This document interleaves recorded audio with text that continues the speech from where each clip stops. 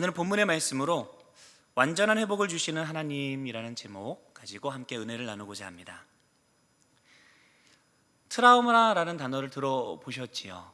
트라우마라고 하는 단어는 정신에 지속적인 영향을 주는 격렬한 감정적인 충격이라고 국어사전에 정의가 되어 있습니다. 우리는 삶을 살아가면서 많은 상처를 받습니다. 그중 어떤 상처는 쉽게 극복을 하지만 어떤 상처는 지워지지 않고 평생 우리의 삶에 영향을 끼치는 경우도 있습니다. 바로 이러한 상처를 트라우마라고 하죠. 이런 평생의 상처를 부둥켜 안고 살아가는 이들이 우리 주변에 참 많은 것 같습니다. 저도 제 안에 완전히 치유된 줄 알았는데 어렸을 적 받았던 상처들이 여전히 남아있는 경우를 종종 발견하게 되더라고요. 오늘 읽은 본문의 요셉에게도 바로 그러한 상처가 있었습니다. 어떠한 상처일까요? 바로 형제들에게 배신당하고 노예로 팔린 기억. 오늘은 하나님께서 요셉의 이 아픔을 어떻게 치유하셨는지 살펴보면서 우리에게도 동일하게 일하실 하나님에 대한 기대를 드높이는 은혜가 있기를 간절히 소망합니다. 요셉은 야곱의 11번째 아들로 태어났습니다. 그는 어렸을 때부터 유독 아버지의 사랑을 받으며 자라왔죠. 아버지와의 친밀감이 남다르다 보니까 친밀감이 남다르면 할 얘기 못할 얘기 마음껏 주고받잖아요. 그러니까 다른 형제들의 허물과 잘못도 좀 어느 정도 커버해줬으면 좋았을 텐데 여과 없이 아버지에게 그대로 전달했던 것 같습니다. 그래서 형제들로부터 참 미움을 많이 받았습니다. 그러던 어느 날 요셉이 꿈을 연달아 2번을 꾸는데 그 꿈의 내용이 참 기가 막힙니다. 첫 번째 꿈은 형제들의 곡식단이 자신의 곡식단을 둘러서서 절을 하는 꿈. 두 번째 꿈은 하늘의 해와 달과 11별이 그에게 절을 하는 꿈이었습니다. 요셉은 이 꿈에 대해서 형제들에게 이야기를 했고 이 일이 결정적으로 형제들에게 더 큰 미움을 받는 계기가 되었습니다. 가만 보면 어렸을 적 요셉, 우리가 잘 알고 있는 요셉과는 다르게 어렸을 적의 요셉은 참 눈치 없고 얄미운 캐릭터였던 것 같습니다.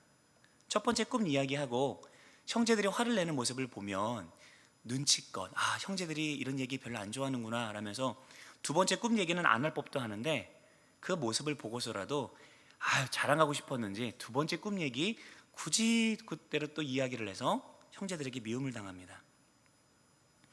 혹시 우리의 자녀가 좀 눈치가 없고 얄미운 짓을 곧잘 한다라면 자녀를 축복해 주십시오. 너도 요셉 같은 인물이 되겠구나 라면서요.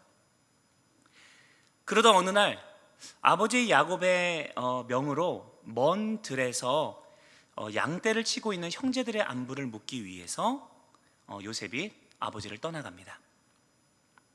근데 그렇게 형제들에게 당도했는데 그만 형제들의 모략에 걸려서 애굽의 노예로 팔려가게 되죠. 파란만장한 삶이 시작되었습니다. 요셉의 마음은 어땠을까요? 형제들에 대한 분노, 자신을 이곳으로 보내서 이 어려움을 당하도록 만든 아버지에 대한 원망, 또 그리고 벌어진 현실에 대한 이 절망의 마음들이 아마 요셉의 마음간에 굉장히 많이 요동쳤을 겁니다. 어떻게 형들이 나에게 이럴 수가 있지? 왜 나에게 이런 일들이 벌어지지? 나는 이제 어떻게 살아야 할까? 하지만 벌어진 현실은 되돌이킬 수 없기 때문에 현 상황에서 어떻게든 삶을 이어가야만 했습니다. 자신을 사랑해주던 아버지도 의지할 수 있는 가족도 마음 편히 몸 누일 수 있는 집조차 없는 상황 속에서 요셉은 살아남아야 했습니다. 어쩌면 그에게 있어서 의지할 곳이 하나도 없는 절망스러운 상황에 빠졌기 때문에 요셉은 그 이후로부터 더욱 하나님을 붙들 수밖에 없었는지도 모르겠습니다. 그래서 육의 고난은 어떤 면으로 보면 영적인 복이 되기도 합니다. 그렇게 시작된 노예살이는 억울한 누명을 뒤집어쓰고 감옥살이로 이어지게 되고 그렇게 13년을 노예로 죄수로 고난의 삶을 살아갑니다. 하지만 그 속에서도 요셉은 매 순간 하나님을 의지하며 흠없이 살아가려고 애를 썼고, 하나님은 그러한 요셉과 함께 하셨다라고 성경은 말씀하고 있습니다. 그리고 마침내 하나님의 특별한 역사 속에서 요셉은 죄수의 신분에서 한순간 애굽의 총리가 되는 인생 역전의 드라마를 경험합니다.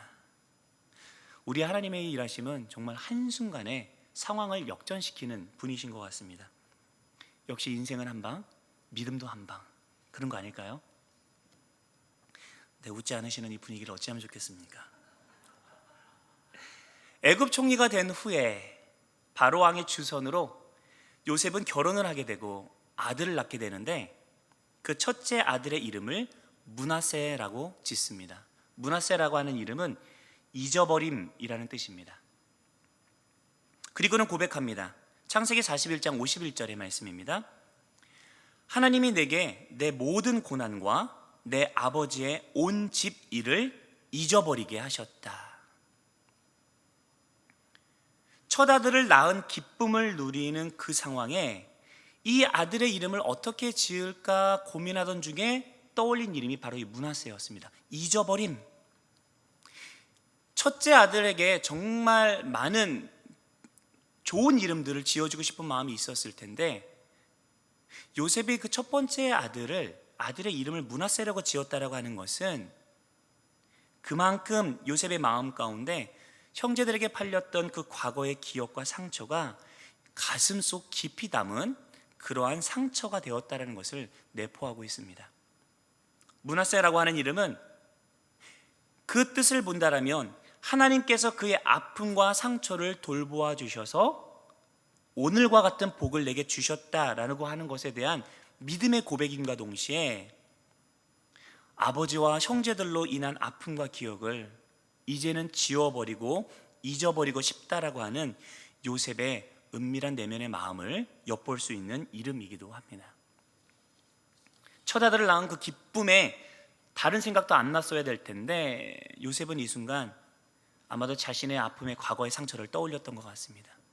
그리고 이제는 이 기쁨 속에서 내가 그 과거의 기억 떨어 버리겠노라라고 결단하며 자신의 아들 이름을 므낫세라고 지었던 것이죠. 그렇게 자신의 과거를 잊어버리고 작정하고 살아가던 어느 날, 온 지면에 흉년이 들게 되고 요셉의 형제들이 양식을 구하기 위해 애굽을 방문한 사건이 벌어집니다. 그들은 양식 관리의 총책임자인 요셉 앞에 와서 양식을 구하며 엎드려 절했습니다. 요셉은 아마도 이 순간 형제들이 자신의 앞에서 엎드려 절을 하는 모습을 보면서 그가 꾸었던 옛 꿈을 떠올렸을 겁니다.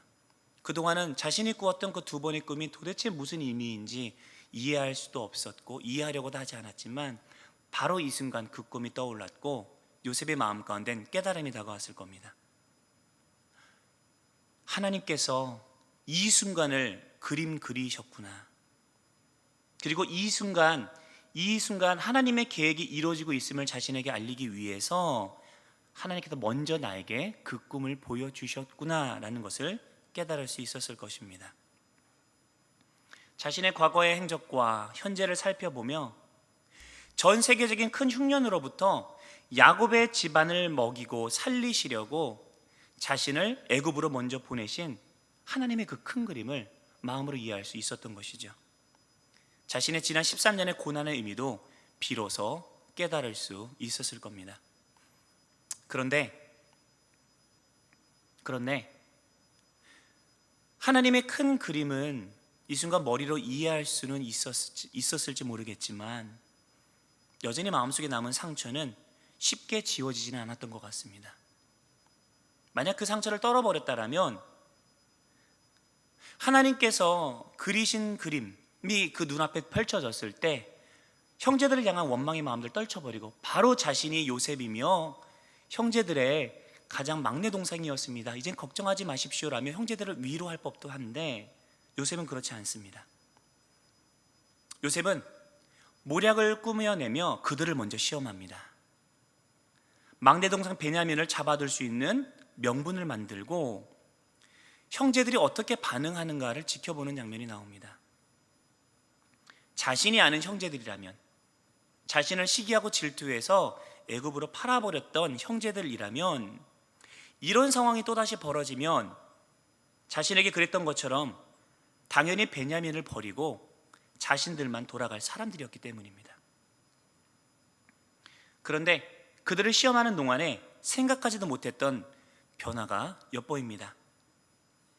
자신을 시기하고 노예로 팔아버렸던 형들이 그때의 자신의 잘못을 스스로 고백하고 뉘우치며 이번에는 오히려 막내 베냐민을 보호하고 아들을 잃어버리면 당할 그 충격에 아들을 잃을 슬픔에 잠길 아버지를 위해서 스스로를 희생하는 모습을 보여주었기 때문입니다.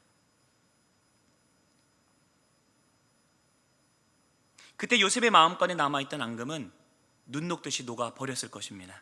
그 모습을 보고서야 크게 울며 오늘 본문처럼 자신이 요셉임을 형제들에게 알리고 오늘의 지금 이 상황은 하나님의 큰 그림 속에 있었음을 고백하며 형제들과 재회의 정을 나눕니다.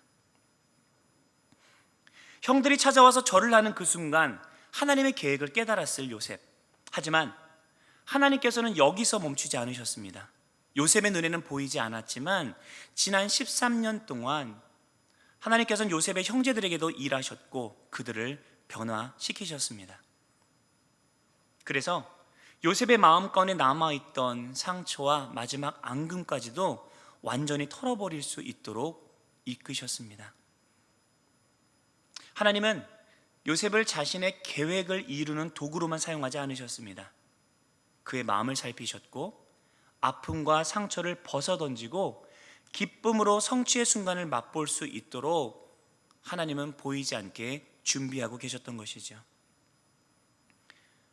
하나님의 계획이 드러나고 성취될 때는 단순히 일만 이루어지지는 않습니다. 고난과 고통을 통해서 우리 안에 남겨진 상처와 아픔까지도 기쁨으로 변화시키십니다. 그야말로 완전한 회복을 우리에게 베풀어 주십니다. 어쩌면 우리는 지금 이해할 수 없는 현재를 살아가며 하나님 붙들기에 허덕이고 있을지도 모르겠습니다. 그리고 그럴 때가 참 많죠. 하지만 하나님께서는 우리의 아픔과 고난을 통해서 일하시고 하나님의 그림을 맞추어 가시며 언젠가 우리 안에 남겨진 상처와 아픔까지도 온전히 해결해 주실 것입니다. 우리 하나님은 그러한 분이십니다. 그 하나님을 더욱 굳게 붙드시기 바랍니다. 우리 아픔과 상처를 싸매주시며 완전케 하실 하나님을, 그 하나님을 믿는 믿음으로 끝까지 삶을 경주해 나가는 우리 사랑하는 모든 영혼의 성도님들 되시기를 예수님의 이름으로 간절히 축원드립니다.